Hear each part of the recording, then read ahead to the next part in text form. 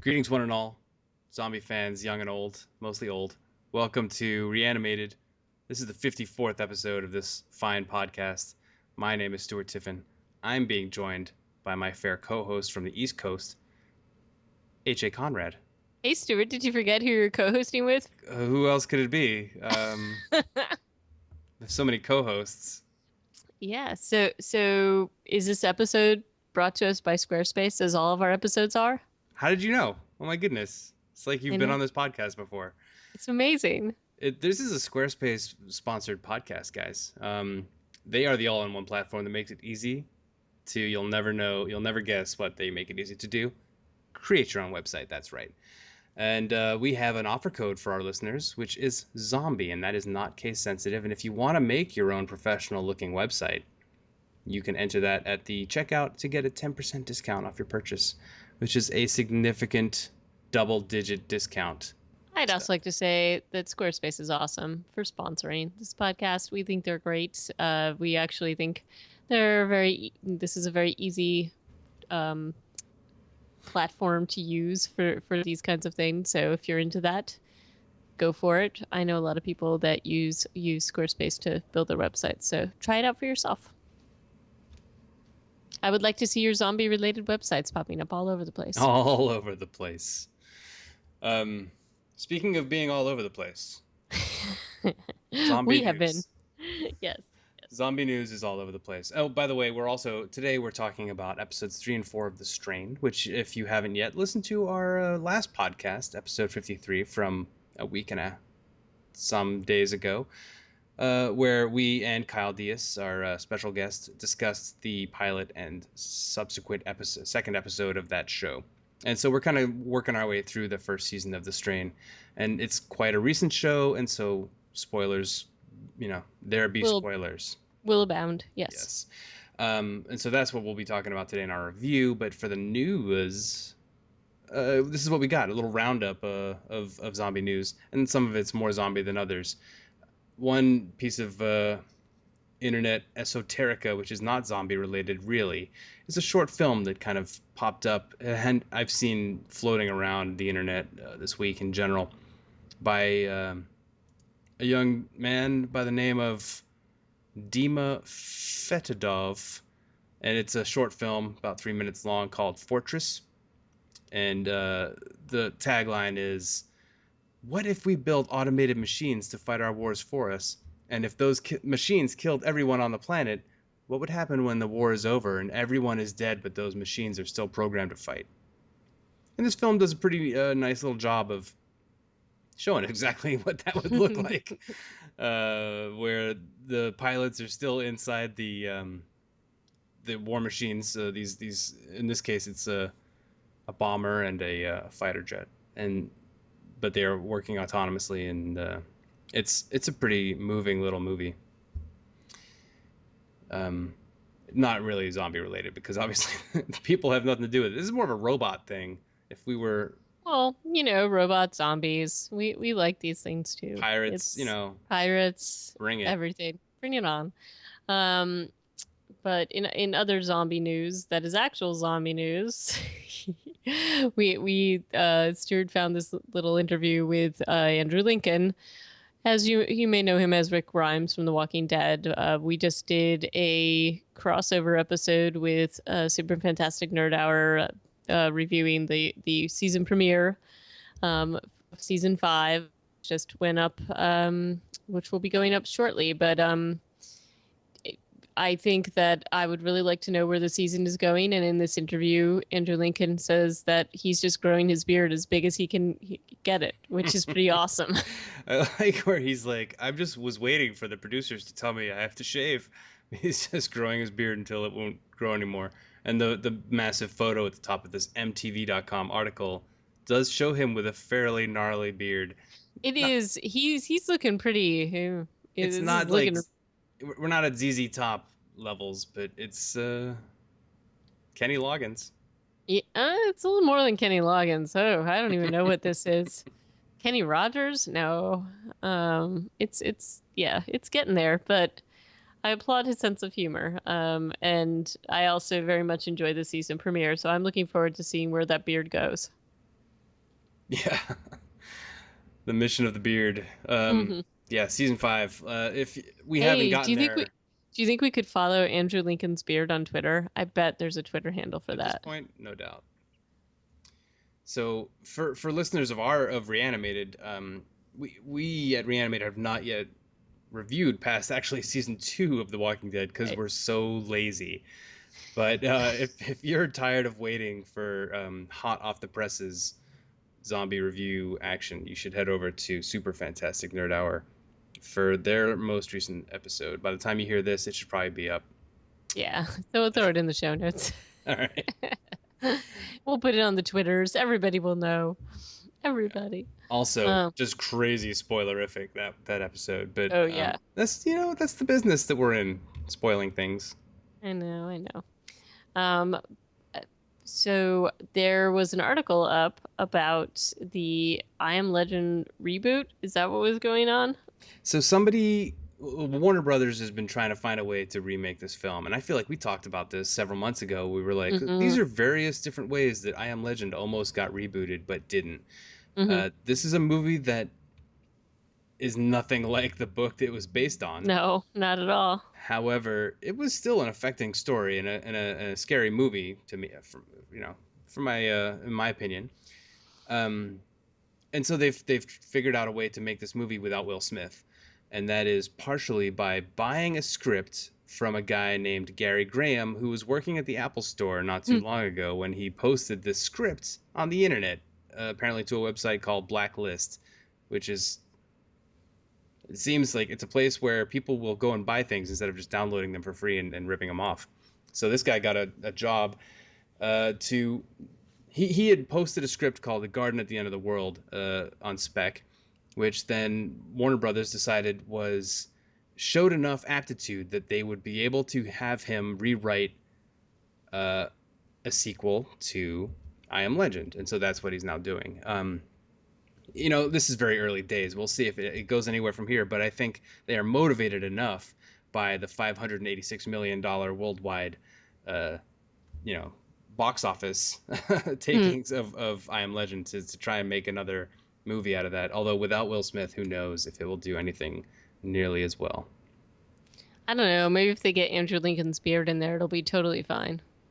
Co-starring, Andrew Lincoln's yes, beard. yes. So either way, I Am Legend sequel in the works. We'll see what happens. Yeah. And our final news item is just a very odd one that doesn't really seem like it's real. I didn't think it was actually real when I first read it. I thought it was something like a parody. But apparently in Minneapolis there was a zombie walk and or a zombie pub crawl rather. I should say specify. Um, and so one of the members of that zombie pub crawl managed to enter a somebody's home intoxicated, and he was dressed as a zombie Santa Claus.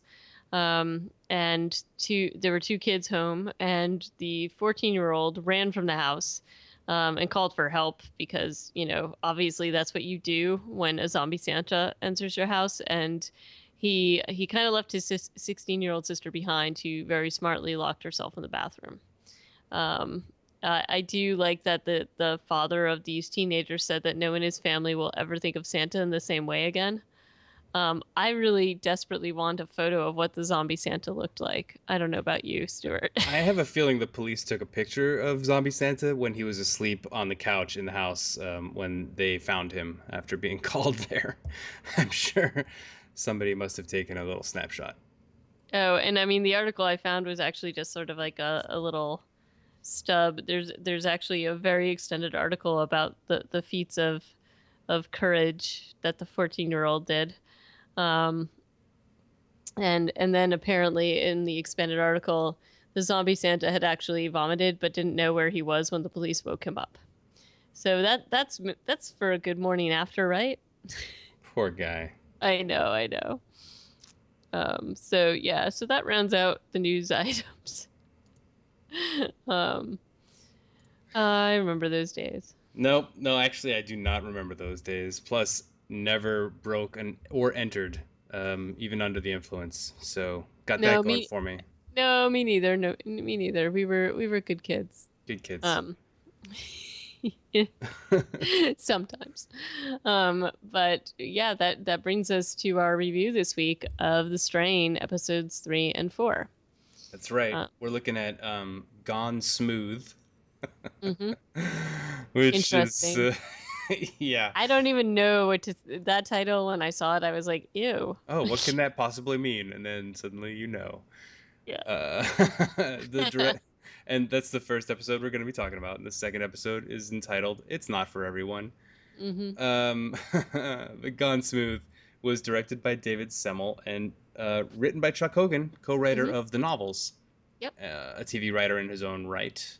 And this aired on July 27th of 2014 and had approximately 2.3 million viewers. Yeah. And it's continuing the story. We get to see Eichhorst in his true ghoulish self in this particular episode. It's kind of gross. A very interesting entry, and well, he looks like, yeah, I felt like this was a great scene. Like, well, not great scene, but it at least answers some of these questions that were being raised by our podcasters last week, where they're like, why doesn't he look like an insane ghoul like these other things? And here we see that it's all just an elaborate ruse. So he's been a vampire for at least 60 years, it seems, Well, maybe. he has been, and I guess, and I still get. I mean, his body is broken down and all of that, but he still doesn't look as I was expecting him to look. I still don't know why he's different. What were you expecting him to look like? I thought it would be something a little bit more shriveled and strange. I mean, he's weird looking, no doubt, but he still looks a He little doesn't well have a preserved. nose for one, and he's got a big Well, old hole in his throat. yeah, I guess so. But And he's still like, I don't know, a little bit too much, um, too autonomous. Is that fair? And he just looks like, I know he has to apply all this stuff, but to look more like a human. But it's, I don't know. I still don't understand why he's different from the other people. well, okay, so I've been catching up in my reading of the Strain, the first book, and I think I pretty much actually made it through the first these two episodes that we're talking about. Even though it's a very different experience, obviously, between the Yeah. TV show and this. Um, but Satrakian very early on in the book explains to F and Nora that there is a progression of how these vampires evolve.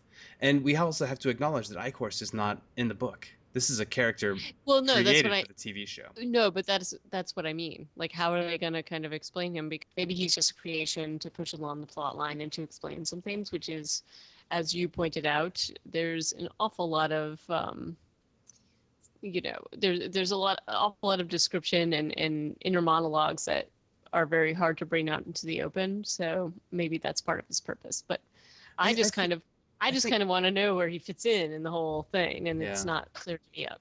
I think, and as we get into the more into this season, we'll also meet another vampire character who is on the other side of, because at the heart, kind of at the heart of this whole story, is a vampire on vampire war, which is also very early in the book. Satrakian is kind of explaining this, right? Yeah, yeah, that's Um, true. so in a way, Eichhorst is an analog or like a mirror image of, and I forget the other vampire's name because I haven't gotten there in the book yet. But he works for the master, just like that other vampire works for the other masters. Yeah. All So I right. feel like he offers kind of a mirror image to for that. But when Satrakian is describing the evolution of vampires, he talks about how they don't reach maturation until 30 days, and after that, you better hope you don't get to meet one of those. Is kind of what he says. And so I assume that in a way, what we're looking at is just What a, happens to them? a fairly mature looking vampire. That's Ichorst in this case. Okay. Yeah. So we got him. Um, in this, we're definitely seeing the progression of the people that have been infected. So the people that survived You see a little bit of them, especially the rock star guy, um, and he's looking pretty weird. Um, And Ansel, we spend a fair amount of time with Ansel and yep, Bolivar this episode. And Ansel yep, is the glasses guy with like the the IT guy. crazy wife. Yep. And then we also have Captain Redfern, who's been quarantined. And so, kind of through them, you see the progression. You know that things are not right.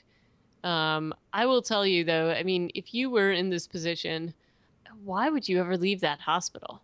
I mean, I know it didn't help out Redfern that much, but it just seems like if you're going through this much and if you're seeing this kind of stuff happen to you, like there's this one piece with Ansel when he's looking in the mirror and like he sticks out his tongue and it's terrifying. And his eyes are all freaky. Like I think I'd be on my way to like whatever quarantine ward I could get to. That's one of the things about this show and about this story is that these four people, at least for whatever reason, except for Redfern, he's like the 25%. They hate, they distrust the government so much, and they keep driving this into you. Like, call our family doctor is one of the things that what's her face, Ansel's wife says at some point.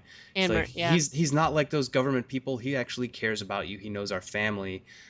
Bolivar's also going to private doctors instead of the CDC.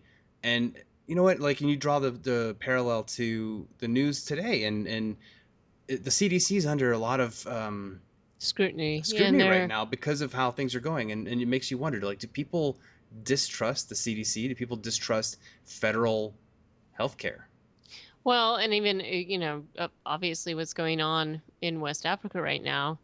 A lot of the problems that they're running into is that they don't trust the medical workers because they think that perhaps this is being spread by them. They don't, and some of them have actually come under attack when they're trying to help. And it's really created this horrible situation.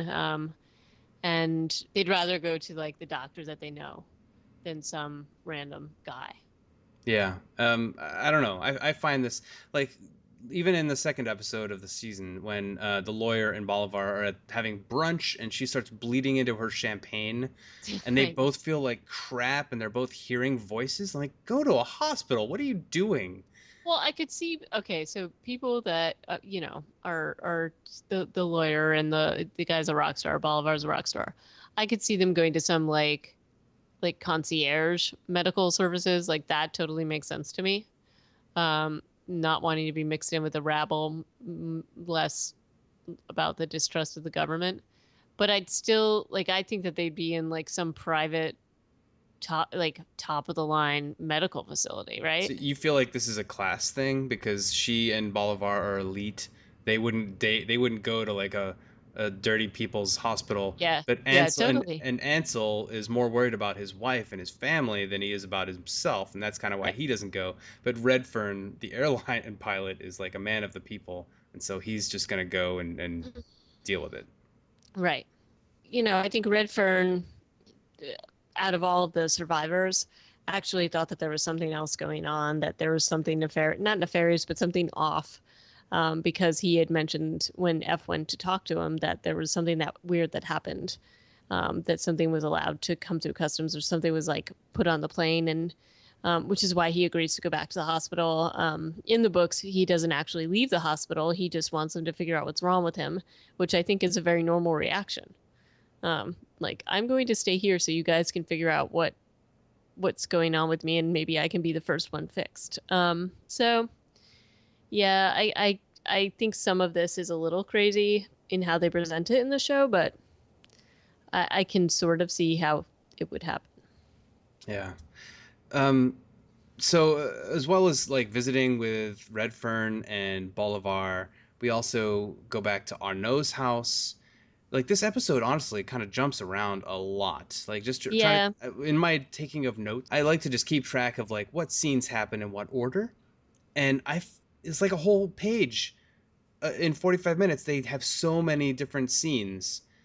yeah, Uh, and it's also actually I found this a little bit in the book too. There's like scenes where they're jumping from place to place, and it's not clear how some of the characters actually ended up in those places.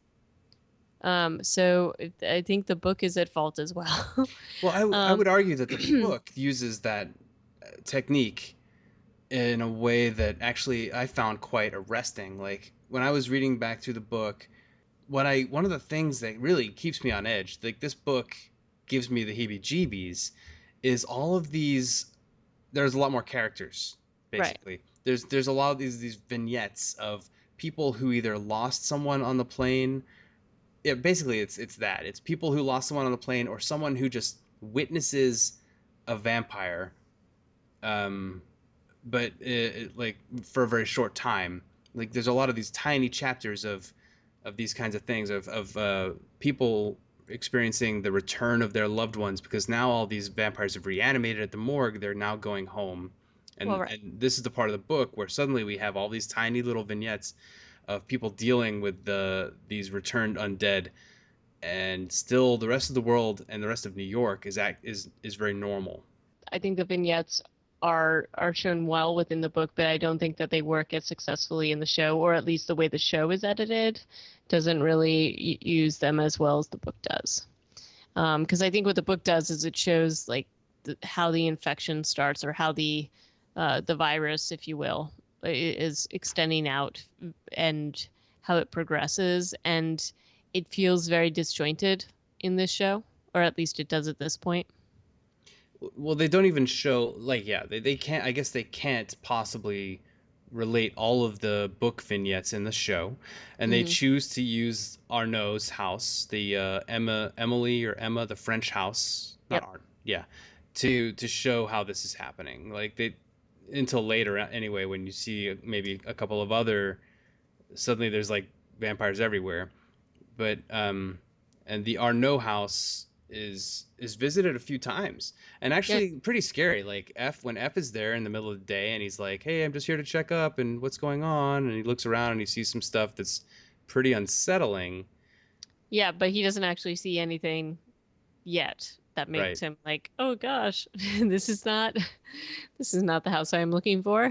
So, um, yeah, no, and I mean some of that stuff makes sense. It jumps around a bit.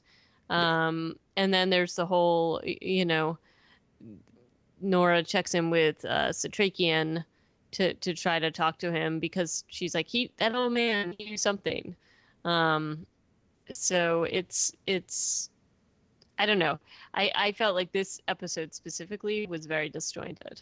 It wasn't a great episode and it's a shame because yeah, if I feel like the show just takes a little bit too long to get into gear. They're still doing a lot of this like setting the scene, and yeah, there's things that just don't work in this episode. For instance, when Eichhorst goes, and this is later on in the episode, he goes to the headquarters of Regis Air Hmm. and basically murders the CEO of the Yeah, airline to make it look like a suicide. But I mean, even in the shot, there's a camera right over their I heads. know. I know it's terrible. It's terrible. And then Uh, there's the whole subplot as well with Jim, uh Jim Kent, who is the CDC guy, the turncoat, played by Fat Hobbits's mhm. Sean Astin. How do you like that? And there's like this sort of weird scene when he actually meets Eichhorst, and Eichhorst acts all like, "I know who you are, and I know all this stuff about you," and it's this super awkward scene between them, which just seems strange. I don't even know what that's supposed to show, that he's trying to do evil things to save his wife, which is It, kind of what he does. it definitely paints that picture. It's like he's willing to do anything for his wife, basically. Which you get, but I think you could illustrate. I don't know. It just seems like a very odd little scene between those two. And it, like, so there's a lot of weird stuff going on. They fit a lot in. Um, but the gist of it is that you're seeing the progression of the disease in the surviving victims. Um, like Bolivar is most certainly going through some heavy stuff right now. Um, like, hence the name of the episode, I suppose. And But honestly, like him losing his pecker oh, is it's so really just it's really well portrayed because it, you don't see his penis at any point. no, Um, no. You but just but hear you a know, very disturbing splash in the toilet. it is. It might be like it is a really disturbing splash. Definitely. and Um, and and his apparent like not he's not super concerned about it when it happens. I felt like that was awesome too. yeah, he just kind of ignored it, or he was kind of like moving on.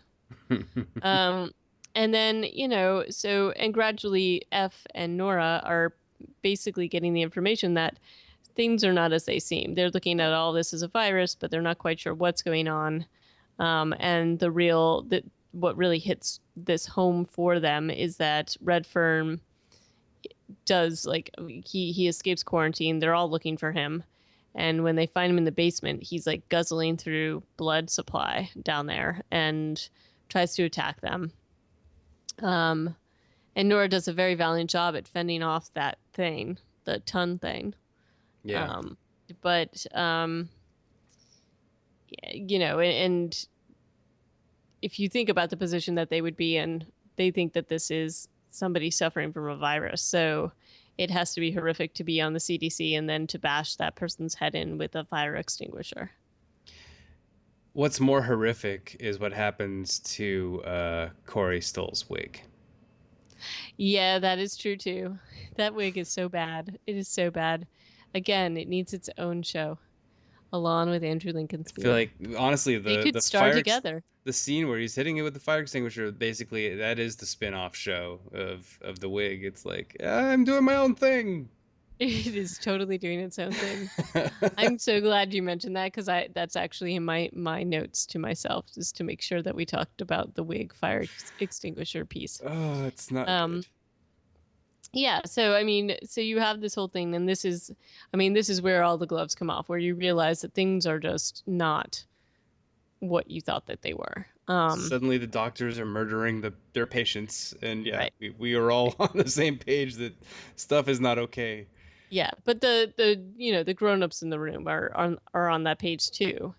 And they've been kind of the voice of reason, and we're trying to help these people out who are victims of this virus. And now they're like, what the heck? I guess we should listen to that crazy old man, which leads us to the next episode, Well, unless you have something else you want to talk about yeah, in right episode before we three. go to the next episode, that crazy old man, although he blew off Nora because she wasn't ready to hear what his truth or whatever, he has been doing his own thing. He paid off some teenager with a PS4, no small bribe, No. to get the manifest from the airline, and he's like, I'm gonna go and visit their families because he knows what's going on.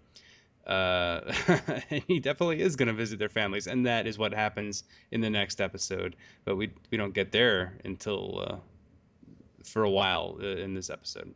But episode 4, as I mentioned earlier, is called "It's Not for Everyone." Right. And I do have to say the autopsy piece of this is actually one of my favorite. It's one of my favorite scenes because it's like, first of all, these guys work for the CDC. They are not in any way shielded. If you thought that there was some sort of crazy virus or something going on, you're gonna be in full on They're doing suit a mode. secret autopsy in a basement with I probably don't like just equipment that they've scavenged. I feel like Yeah, I there's don't I don't some. really care because they think they don't know how this is like no way after they saw what that dude turned into are they not going to be taking the most precautions that they possibly can. So Yeah, they make this the most disgusting autopsy ever, and it's a bad it's autopsy. it's terrible, and it's like they're pulling the thing out, and then Sean Astin is definitely his character is definitely portraying what the audience is thinking because he's like, that's just so disgusting, gross. It's Stop yeah. doing that. Yeah. Like, He's constantly changing his phone from one hand to the other. Like every time he's on screen to make it look like he's doing something because yeah, I know. he's just videoing it. He's like, "All right, I have to move from my left hand to my right hand." However, before we go any further, I just want to mention that the director for this episode is named Keith Gordon, and it was written by Regina Corrado, and it aired on August 3rd, and it had 2.27 million viewers. So already Mm, down to I'm not really surprised at that. Um, 30,000 odd viewers. But yeah, and honestly, we don't even get to the autopsy right away. Like it is early-ish, but like they start prepping for the autopsy in the first scene because they're like, holy crap, we just killed a patient. We have to right. figure out what's going on. Um, but then we also go back to Ansel's house where he's like, "Yes, take the kids, get out of here. This is bad." We have a Gus interlude who we hadn't seen in the last episode, and Hmm. he's you know, having breakfast, and we get to meet his friend Felix, and we see that his brother's still a dirtbag, and he gets to threaten his landlord. It's Yeah. awesome. Yeah. But I should also say with the autopsy scene though is that a large part of the purpose of that is for them to talk about what's been happening physically to these people. So they talk Yeah. about how, and we already know this because we know about the penis falling off of Bolivar, and so they're basically saying that that's all gone, that it's basically taking over the body and recreating the organs to just become the body is a shell for this crazy worm thing. It's pretty Yeah. absurd to imagine that a human body is rewriting and rebuilding and doing all this stuff within like 12 hours, Right. which So is presumably the timeline that we have from transmission of this disease to, waking up and wanting to kill people. It's basically overnight. right. It is a Guillermo del Toro idea, so I'm not really that surprised. Um, and we're seeing like the effects of this. So we see the autopsy, and then we see what's been happening to Ansel. He is definitely getting a lot worse. His wife, who's so having a lot of mental issues, is not taking this very well, and she gets a little bit weirder and weirder um, throughout this. Yeah, and I don't know. I feel like reading this chapter in the book, it's her illness is. It's unfair to even make these comparisons, I know, but her illness is better described in the book, and in the TV show, this actress has to be kind of conveying her OCD mixed with whatever else she's got going on, and I guess it gets across, but it takes much longer, and you don't necessarily know that when she says to Ansel like, "I can't handle it when you're not home." You She feel she you, means yeah, like yeah, she means she'll something go else. insane. Like her children are at risk when she is by herself with them and her husband isn't around because she's basically mentally ill. Yeah, and I mean that's the thing is that I do think that they do a better job at describing it in the book, and this also explains a little bit more about why he wants to be at home Yeah. and why he has to work. But in the show, you're not quite sure why she's acting that this way, whether she's reacting to the changes in him, and or she's just slowly going, off the deep end. Um, Generally. And then, his symptoms are getting terrible. Like I don't think I would take any urging. It would take any urging for me to get out that door, seeing what he was looking like. No. Um, because he's pretty, he's pretty bad. And then this leads to the my least favorite part of this book, which involves the dog. Well, at least Uh, it's only one dog in the TV show and not. right, and they don't actually really show it. They No. kind of show the aftermath of it, but he basically tears apart his dog, and it's this is like his wife is basically discovering all of this wonderful stuff, and she discovers the dog ripped apart and knows something's wrong, and it's sort of like, yeah, are you really going to go into the barn where you think that he is?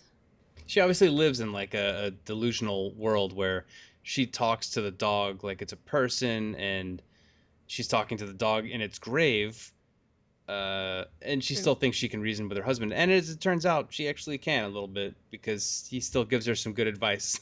Like, Yes, yes. So she opens up the little woodshed or whatever it is, and Ansel has very very smartly collared himself and chained himself so that he can't hurt anybody. Um, he is really trying to hold himself back, and he basically tells her to run and to get away from him and not to listen to anything that he says. Like he's basically saying, get away from me, then I'm not safe." And she does that. She does that, but she also discovers that the neighbor. This is. Did you find this scene a little bit weird, Stuart?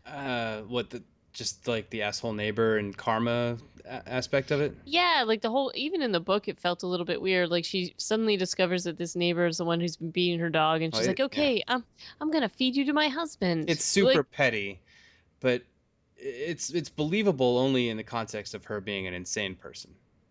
yeah, Because honestly, in the TV show, the guy's like, "Look, this is enough of this. There's yeah, obviously some kind of wild animal or something's wrong with the whatever's in your shed, and I'm going to call the police," which is the right response. And she's like, "Oh no, no, no, no! Go into the shed and hit that animal with your belt. That is what we should do here." And he's like, "Oh, okay, sure."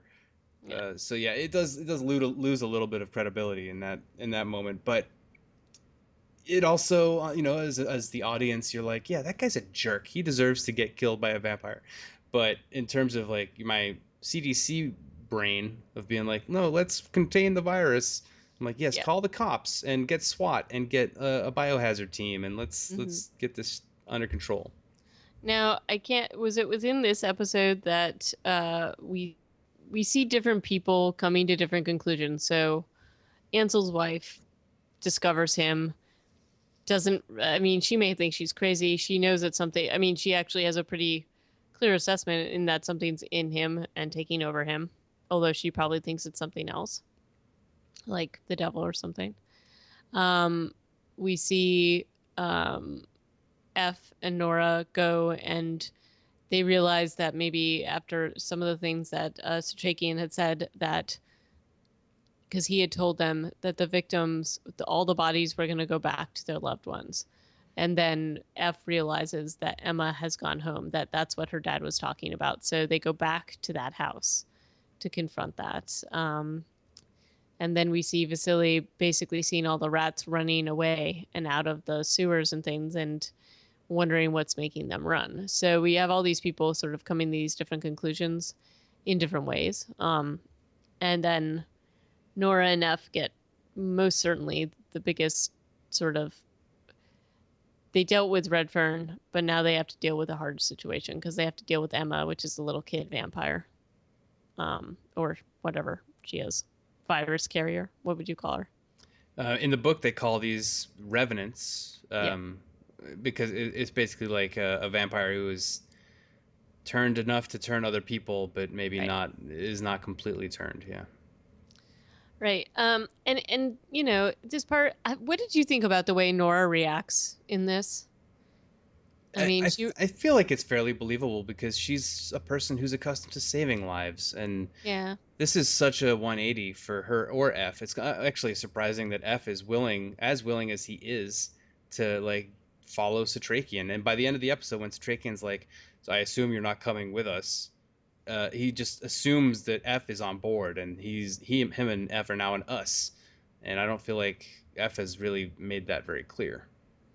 yeah, I guess so. I guess I just feel because she had placed more trust in what Satrakian had said and seemed to be the one who initially believed him, or thought he had more information. So it surprised me a little bit that even after watching all the things that these things have done and that they've come out of the mouth after seeing the autopsy, that she might still feel that way. Yeah, that is a bit weird, but it's not, when you consider her background, I don't think it's completely far fetched to think that she would have a trouble with it. Yeah, I felt like this episode actually, the way it was set up, ran a little bit more smoothly than episode 3. So It I did. felt like it pushed along the story a lot more plausibly, or it was just presented in a better way. So I was happier with this one. One other significant element that happens in this episode is the introduction of another character not in the book, a new character in the form of Dutch Velders. Are you laughing? Yes. Okay. So what do you think of the super hot hacker British chick? I admit that I forgot about her, even though I just watched this a little while ago. How Um, could you forget about super hot supermodel Dutch Velder hacker no, it's person? not. It was such a weird addition that I'm not quite sure why they did it, although I guess they explain this when they introduce her character. So they basically want her to be causing chaos and shutting everything down so people can't connect outside of New York. So she's an added element who seems to be okay with that. So have you not seen any episodes beyond episode 4? No, I have not. This might explain why you cast her aside from your memory so easily. She's coming back. Well, I assume she was because she wouldn't be as hot as she is if she wasn't. They wouldn't have a super hot extra for no reason. I just Uh, didn't. I mean, they kind of brought her in and introduced her, but didn't really. I mean, they mentioned her, but they didn't really like. Other than that, you don't really see her. yeah, So yeah. But she has just the right amount of snark and attitude and kind of tells Ichorst that he's an evil bastard yeah, to his face. And then she still gets the job. So, yes, Dutch Velders is introduced to sow chaos for the vampires. Basically, she yeah, is on the side of evil, and she seems to want to do it just for fame and money. yeah. I mean, I didn't think it was just chaos for the sake of it, though. It's to basically make it confusing so people can't respond to it, right? Well, yeah, that's what the vampires want, but Yeah. from her perspective, she doesn't really need to know why, and she just wants to do it because she's the only person who could, and it's for accolades. And her name is Dutch Velders. Yeah, Dutch Velders. We get more of her So, backstory as the season goes along. all right, good to know. Uh, Thanks for that. but yeah, so another character not in the books is introduced here, or earlier on in the episode. But for the most part, with the exception of that interlude, maybe the Gus interlude, this is a much more of a plot driving episode, as you mentioned. It's hmm really more about F and Nora and and eventually Citrakian, kind of like coming together, realizing they have a common purpose, realizing what the problem is in a way, and deciding that they're going to do something about it, or in Nora's case, that she's actually not going to do anything Yeah, about it. But in that way, it's episode 4, but we kind of finally have a trajectory in a way. right. And by the way, F is still annoying, and he's still kind of a jerk. And we Yeah, did see a little bit more again of his custody battle and how much of a jerk he really is. So I don't know. I don't know quite why. Again, I really don't understand why they went this direction with him. Because I mean, he was definitely a little bit self-serving in the book, but he also really loved his kid. And this, you're kind of like, why would he even want his kid? He doesn't seem to really care because he yeah. doesn't seem to have any sense of what being a father is. I don't know. It's just a very odd decision making on their part. So, But yeah, it's tough. But I feel for him that he's like faced with this discovery in a way that he like in the book, the chief medical examiner is his demise, which we see in the TV show, is him just kind of like, doody doo, I'm just, cutting up bodies and finding stuff that's weird, and then I'm getting mobbed by vampires. In the book, he's like, he discovers the bloodworm, and he is so transfixed with this and the fact that he's going to get credit for this discovery, hmm that's kind of like why he gets surprised by the vampires and killed in a way. right. And if we can extend that to F, who's in the same field essentially as an epidemiologist, if he's so transfixed on finding out what this virus, quote unquote, is, and solving it, that's getting in the way of everything else that should be important to him. If I can be an F apologist for a moment. I thought at first you were saying you were an anthropologist, and I was like, what do you mean? What? Okay. An F apologist, yes, I get it. Yes, yes. Sorry. Enunciation, not my strength. Oh no, it was more my hearing, apparently.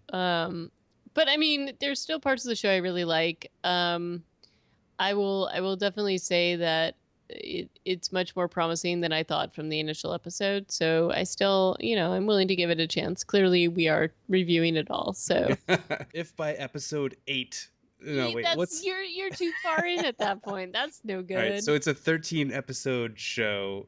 If by episode 6 you think that this is irretrievable, so at the end of our next episode of the No, we're podcast, already we're already too committed. very I'm well. too committed. Well, I Sorry. admire your devotion. I mean, compared to some other zombie films I have watched, this is like nothing. So True, but I am, 13 installments of a bad zombie movie is a lot to ask. If I that's what guess, you but think it but is. you know what? I'm still liking it more than Z Nation. Let's put it that way. I don't know if we have that much more to say about these two episodes. They're neither. I mean, episode 3 is another kind of like lackluster, not super awesome episode, Yeah, but before it gets better. and 4 we're definitely more on track. And so moving forward, we'll be looking at episodes 5 and 6 the next time we get together. Is there anything else you want to say though about the strain at this point? No, but I am making my way through book 2 now. Have you read? Are you still on book 1? Yeah, I'm a slow reader. You could be again. I have like so much time built in for my commute. Either way, Mm, I'll get there eventually, and by the time Strain season 2 happens, I'll be ready for with book 2 done, no doubt. All right, all right. Well, we are going to be on a hiatus because I will be on vacation. Yay! For a little bit, but we'll be back in a little while, not too long, Yeah, to discuss episodes 5 and 6 of The Strain. So, very psyched to talk about that with you, Stuart. And as always, it's been a good show. absolutely. HA, you take it easy out there on vacation. Remember, there's no vacations from the zombie apocalypse. Well, So, yeah, that is absolutely true. I'll have to know where my cricket bat is. and yeah, know where your exits are. Exactly. But if anybody wants to get in touch with us in the meantime, you can check out our show notes at reanimatedpodcast.com. You can email us at reanimatedpodcast@gmail.com, or you can tweet at us at reanimatedpcast. But for now, we are going to be out of here, and we hope that you will join us again next time. Bye bye. Bye.